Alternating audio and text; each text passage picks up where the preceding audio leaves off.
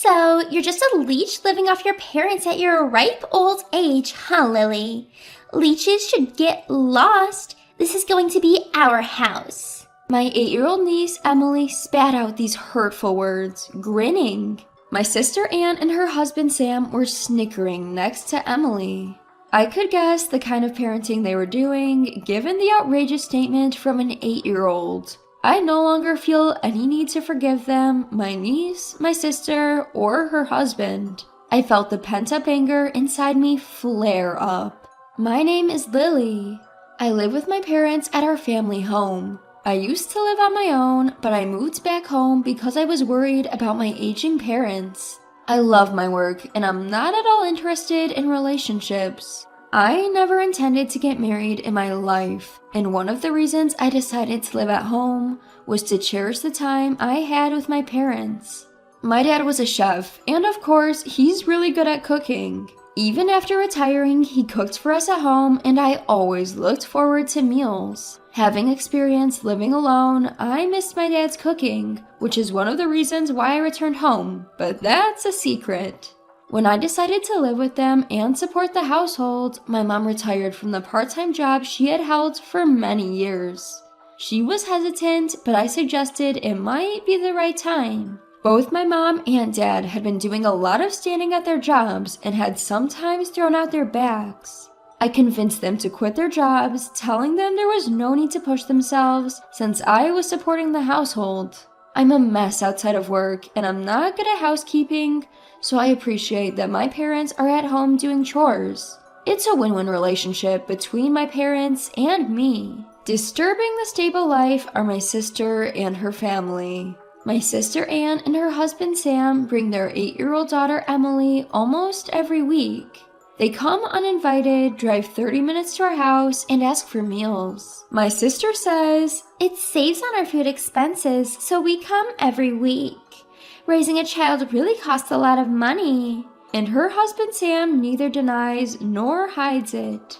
They would eat the meals my dad cooked as if it was their right, then leave without cleaning up. That was their weekly routine. Even if they just came, ate, and left, I might have let them do without anger, but my sister's other behaviors were unacceptable. Every time before leaving, Anne would scrounge around our house. She would take things she thought could be sold on an online flea market app. So I've had to hide my accessories and important clothes in the back of my closet. On top of that, she rummages through our fridge, taking food ingredients without asking us. When I told her that would be a crime if she were a stranger, she dismissed me, saying, "You wouldn't understand, Lily. It's tough to keep a household running when you're married." But Anne is not the only selfish one. Emily, who inherited Anne's genes, has become more and more like her as she grew up. Ew, this is gross. Emily made a sour face at the meal my dad made. Neither Anne nor Sam scolded her. The meal was made by my dad, who's a retired chef with pride. There was no way it could be bad, but Emily complained, "I can't eat this, it's disgusting. I want cake." When Sam heard that Emily wanted cake, he turned to me and asked, "Do we have any cake? Emily seems to want some." Even I couldn't help but frown and respond, "Huh?" Sensing potential trouble, my father quickly stepped between Sam and me, apologetically saying, "Sorry, we didn't prepare any cake. Did you not enjoy today's meal, Emily?" Emily seems rather displeased. "Yes, Grandpa's food is always yucky. I only want to eat sweet things. Desserts are the best. I don't want to eat Grandpa's food." "Oh, I find it convenient, and it saves us on grocery bills, so it's fantastic. But if Emily says so, we have no choice. Dad, Mom, please prepare some sweets and cake for Emily next week." I couldn't forgive my sister Anne for accepting Emily's selfishness as a matter of course and bossing our parents around. However, if I spoke out now, our already shrinking parents would feel even more troubled. I pitied my parents and, unable to complain that day either, sent off Anne's family as always after they had finished looking through our house. I can't believe the audacity, acting that way just because it's their parents' house? Unforgivable. Exposing my anger, my mother apologized, saying, "It's my fault for not having the cake ready. I'm sorry," while my father silently discarded the leftover food prepared for Emily. My heart ached at the sight of my parents' actions. I spent the following week contemplating whether I should tell Anne and her family not to visit anymore, only to have them arrive at our home yet again. Without any notice, as if it were a matter of course, Anne's family walked in asking, "Is dinner ready yet?" Emily complained about the cake my mother had bought, saying, "I prefer one with more strawberries." Sam changed the television channel without asking. Seeing my sister and her family doing as they pleased as usual, I was flabbergasted when my father's cooking was ready. Anne and Sam were enjoying their meal, chatting, and even sharing a bottle of wine. Emily, dissatisfied with the cake we'd bought and refusing to eat a single bite of the meal, was playing a game on her smartphone saying, "Grandpa and Grandma are really useless." As I wished them to leave sooner, Anne suddenly cheerfully mentioned, "Oh, right. We decided to move into this house from next week." "Huh?" My voice echoed with surprise, and it seems that my parents, who hadn't heard this before, were equally shocked. Sam supplemented Anne's announcement saying, "It's a hassle to drive here every week. Besides, if we live together, we can save even more on groceries, and we won't have to pay rent." Unable to utter a word, my parents stayed silent, and I finally objected, "Wait a minute. That's quite sudden. We don't have enough rooms, and you're planning to live here without contributing financially? That's way too presumptuous." Anne and Sam's faces contorted at my words, but it was Emily, not them, who rebutted first. "Lily is an embarrassing adult who needs to move out anyway." Setting her smartphone on the table, Emily stared at me defiantly. "What do you mean by I need to move out?" "Lily, aren't you a parasite living off your parents at your age? Parasites should get out. This will be our house." Emily, sounding smug, received stifled laughs from Anne and Sam. For a moment, I wondered if an 8-year-old should talk this way. I had to do a double take when Emily, all of 8 years old, called me a parasite. Based on the reactions of Anne and Sam, I assumed that they had indoctrinated their daughter to think of me in such derogatory terms. "No, Emily, don't say such things. It'll hurt Lily's feelings," Anne said. "I don't want to live with Lily. I want her gone by next week. It's embarrassing to live with a parasite. What if my friends find out?" Emily was looking at me as if I were garbage. Anne and Sam were chuckling beside her. I felt a surge of anger, having endured their behavior for so long. "All right, as per your wishes, I will leave by next week. Rest assured," I responded. Anne's family seemed satisfied with my response. They left, as usual, without helping clean up. My parents looked terrified at the prospect of living with Anne's family, but they were relieved when I proposed a solution. There was so much to do before Anne's family moved in. My parents helped out, and it was a great relief. The house had been tidied up, and the move is complete. Just as little Emily asked, I've effectively moved out of the house for them. The day arrived when Anne's family was supposed to move in.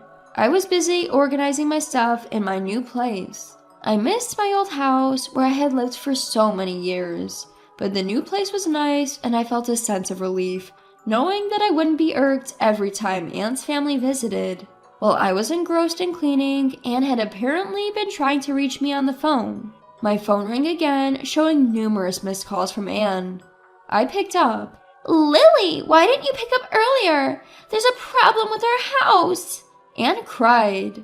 "Well, it's my house actually. I've already demolished it," I said, half chuckling. Anne screamed, "What have you done?" I could only imagine their shock when they arrived to find the house in the midst of demolition. You see, when I had moved back to support my parents, the house was transferred to my name. It was my call to demolish it. I figured it was better to knock it down than let Anne's family take it over. The house was old anyway, and my parents agreed with my decision. I wanted my parents to enjoy their retirement, so I took care of all their expenses. Emily's comment about me being a parasite was, therefore, greatly misguided. I explained all of this to Anne. "You and Emily have said a lot of wrong things about me. It's not good to educate your daughter like this. It'd be a pity if Emily turned out to be like you." I told Anne, my voice dripping with sarcasm. She seemed more shocked than anything else. She'd selfishly run her mouth and then came to me almost in tears asking, "What should we do? After all, we've already terminated our lease and moved out from our previous house. We're going to end up homeless. Emily is still only 8 years old." "Maybe it's good for Emily to experience hardship," I responded casually while continuing to clean. Anne started crying. "How could you be so heartless?" I thought that should be my line. Who was it that repeatedly insulted me through their own words and through their daughter? I asked her. "I'm sorry. I'll make Emily apologize too. Please, just for tonight, let us stay in your new place," Anne begged. "No can do. Both Dad and Mom are now scared to meet you. You always say negative things. Our new home is fully accessible and they both seem to like it. Please stop interfering with our happiness. I'm hanging up now. I'm busy." "Wait, please!" Anne was still yelling, but I mercilessly hung up the phone. Afterwards, Anne kept calling numerous times, but I ignored her. It seemed like she also tried to reach out to our parents, but they too ignored her calls. Eventually, the relentless call stopped. Presumably, Anne and her family managed to find a place to stay. When I wondered where they went, my mother explained the situation to Dad and me a few days later. Apparently, Anne had been sending messages to Mom via text only. It seems she's now staying with Sam's parents. Sam's mom, i.e. Anne's mother-in-law, is a very strict woman when it comes to rules and manners, and Anne disliked her. Anne appears to be struggling living under the roof of such a stern mother-in-law. Emily, too, who used to be spoiled rotten, seems to be learning a lot from this strict mother-in-law. There's no doubt she would have grown into a terrible adult if she continued her old ways, so in retrospect, this seems to be a good thing. It may be tough on Emily, but it's unavoidable. I hope she'll manage to become a well-mannered grown-up. It seems Anne and Sam were more broke than we imagined. Sam was a fan of gambling, frequently squandering his money on various bets. Anne wasn't against gambling and didn't stop him, even enjoying it with him at times. However, they accumulated a substantial amount of debt due to their gambling. In order to repay this debt, it seems that they wanted to live with our parents. I was dumbfounded by how audacious their reason was. Sam ended up returning to his parents' house, but reportedly disappeared after a few days. Whether he ran away of his own accord due to being chased by debt collectors, or was forcibly taken away to work, it was unclear. Regardless, since he left a note saying, "I'm leaving home, please don't search for me," the police treated it as a case of him simply leaving home. Anne, without any savings, is now apparently working multiple jobs from dawn to dusk. She's sending daily messages to Mom about her hardships, but it seems Mom has no intention of helping Anne. "We raised her that way, but I think this is a necessary trial for her," Mom said.